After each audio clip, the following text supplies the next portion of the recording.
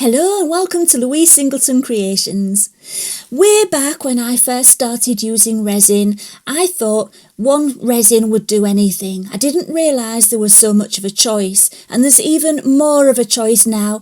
As resin has grown in popularity, there's more and more to choose from, and I can understand how it can be quite daunting for someone who's just starting out. And so today I'm going to be trying to use all of these 5 resins in a resin layered pyramid and explain the differences and the uses all along the way. So if that sounds useful or interesting, stay tuned and enjoy the video.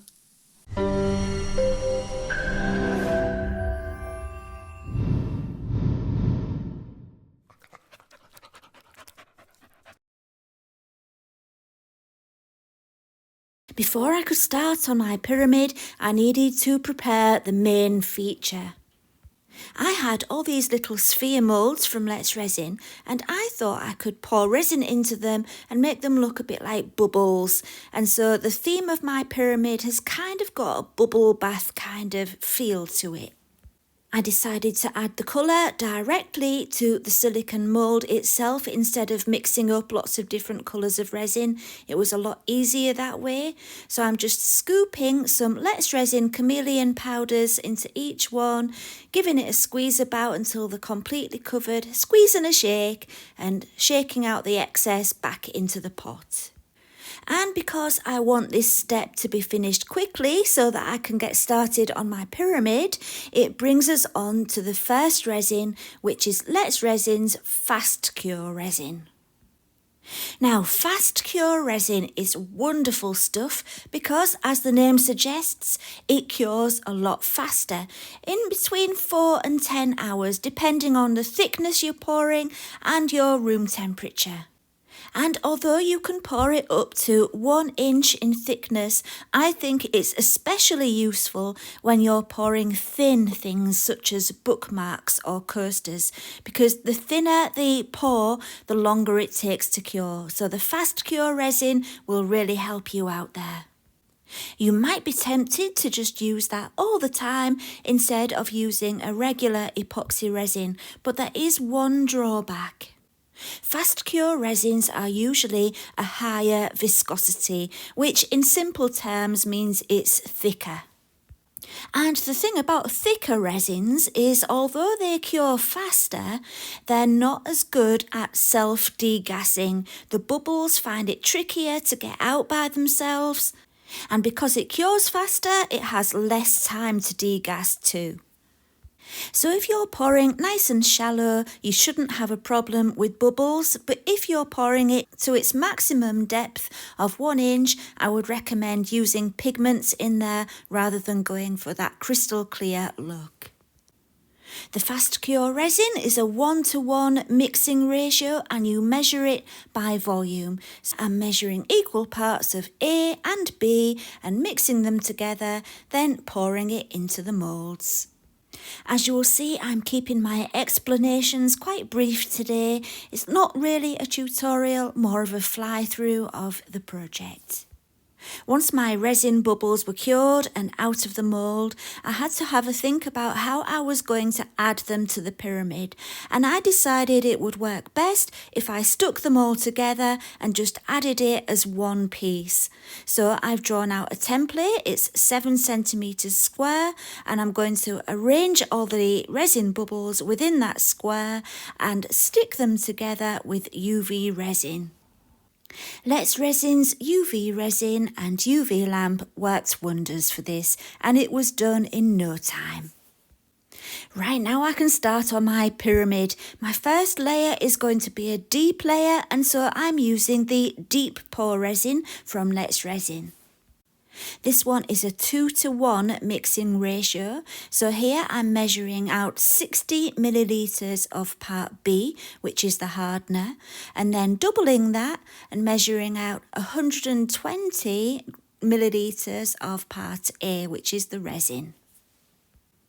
And then I gave it a really good mix for about 4 minutes until it was crystal clear and there were no striations or lines in there.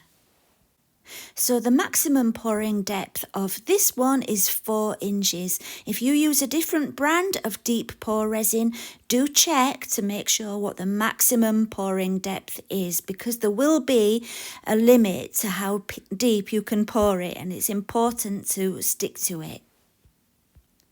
The curing time for this one is 48 to 72 hours, so you do need to be quite patient waiting for it to cure.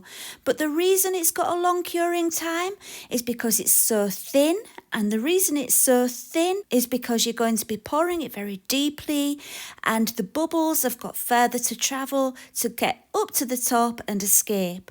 So if you want clarity in a deep pour resin, it needs to have plenty of time for that process to happen. And yeah, don't try speeding up the curing process with heat mats and all of that. In my opinion, it's not a good idea. There's a reason for it having that long curing time, and it's best to keep it at normal temperature and allow it to work its magic. So you will see that I poured in a little bit of resin and then used a micro brush just to poke around at the tip of the pyramid, and that's just to make sure there's no air pockets or bubbles trapped there. Next, I just got my previously prepared chunk of resin bubbles and put them into position and balanced them there to make sure that they were level, and then filled up so that the resin was almost reaching the top of the bubbles, but not quite. And then I patiently waited for 2 days to allow it to cure. So after 2 days, I wouldn't have been happy demoulding it. It would have been slightly soft, but I'm not finished yet. It was firm enough to add the next layer, so that was all that mattered. And we're going from one extreme to the other. We're going from 2 days of waiting, and now with the next resin, we're going to 10 minutes of waiting. The next one I'm using is the very fast curing polyurethane resin from Let's Resin. So this resin is clear when you pour it. Well, it's kind of a yellowy colour, but after 10 minutes it becomes a pure, bright, opaque white. When using any kind of resin, I would recommend using gloves, goggles and a mask. But with this one, I would highly recommend it. Don't use this without a mask and without having good ventilation in your room. So this one's a 1-to-1 ratio again by volume or weight this time. You can weigh it if you want to. And although it does cure white, I wanted to see what would happen if I added some interference pigment in there to see if I could get just a little bit of interest in the finished colour. I'm not sure that worked, but we'll see when we get it out of the mould. I added the pigment before I mixed both parts of the resin together. You only get a couple of minutes for mixing with this one, and I wanted to be able to take my time getting the pigment mixed in before adding the other part of the resin. I can't remember if I did part A or B first. It doesn't really matter, but yeah, that's what I did. And so once that resin pigment was in there, I added the other part of the resin, gave it a very quick mix, and it was ready to pour. I put my stopwatch on and sped up the film so you could see how quickly it goes from one colour to pure brilliant white. And after 10 minutes it was cured and ready for the next layer, which really helps when you're making something with multiple layers like this. And now for the next layer, we're onto what is probably Let's Resin's most popular resin. It doesn't have any fancy names, it's just called epoxy resin, and it is so good because it's self-degassing. It's a very clear resin. If you wanted to make the pyramid I'm making today with just one kind of resin, this would be the one. For the deep area, you would need to do it in layers. You couldn't use it as a deep pour resin, but it's very versatile. Once again, it's a 1-to-1 mixing ratio by volume. It has a maximum pouring depth of 1 inch. Its curing time is 8 to 24 hours, and you have 40 minutes of working time. This resin is especially good if you're wanting to pour something that's going to be clear, because the results will be absolutely crystal clear. But obviously, like with all resins, you can add pigment as well, and that's what I'm going to be doing today. After mixing my resin thoroughly for 2 minutes, I poured half of it into another cup. In one cup, I added some neon pink pigment, and in the other cup, I chose some pinky coloured interference powders. I added in a little bit of the neon pink and then added some glitter to it with the hope that it would stay at the bottom, because glitter usually sinks, but yeah, it did seem to float quite a bit. We'll see. We'll see when we get it out of the mould. So yeah, I just chose like a teal colour. I thought it would be a nice dividing line between the white and the pink. And then after I'd mixed in the glitter, I added the rest of the neon pigment and then the pale pink on top of that. Once that was cured, we were ready for the next layer, which is going to be a teal blue layer. And for this one, I decided to use the fast cure resin again because I was getting really impatient and I wanted to get my pyramid out of the mould. I mixed up my resin and separated it into 2 pots. In one pot, I'm using some teal blue pigment paste from LOUISESINGLETON, and that's from Laura's Art Corner. I'm just using a tiny little bit and it's such a beautiful colour. I really love that, especially on the finished piece, which I have now seen. So you'll see that soon. And in the other pot, I'm using some cyan mica powder from Let's Resin. After that was all mixed, I simply poured on the teal coloured resin and then the resin coloured with the cyan mica powder on the top. Once that was cured, the end was in sight. All I wanted to do was add one more layer of the white polyurethane resin, which wasn't much longer to wait because it obviously, as you know now, it only takes 10 minutes to cure. I just thought that white layer at the bottom would help balance the whole thing out rather than just having a white stripe in the middle. I thought it might not look right, so this last layer of white was just to balance it out a little bit. I sped it up so you could see the magic happening again, and then it was ready to demould. Now, before I demould it, I will just mention there is one more resin that I haven't used yet. I just wanted to say I haven't forgotten. It will come in just a minute. So let's have a look at the pyramid. I was dying to see how it had turned out. So my very first impression in the first couple of seconds was, wow, I loved the colours, they were crisp and fresh and bright, and I loved the impact of the overall look of it.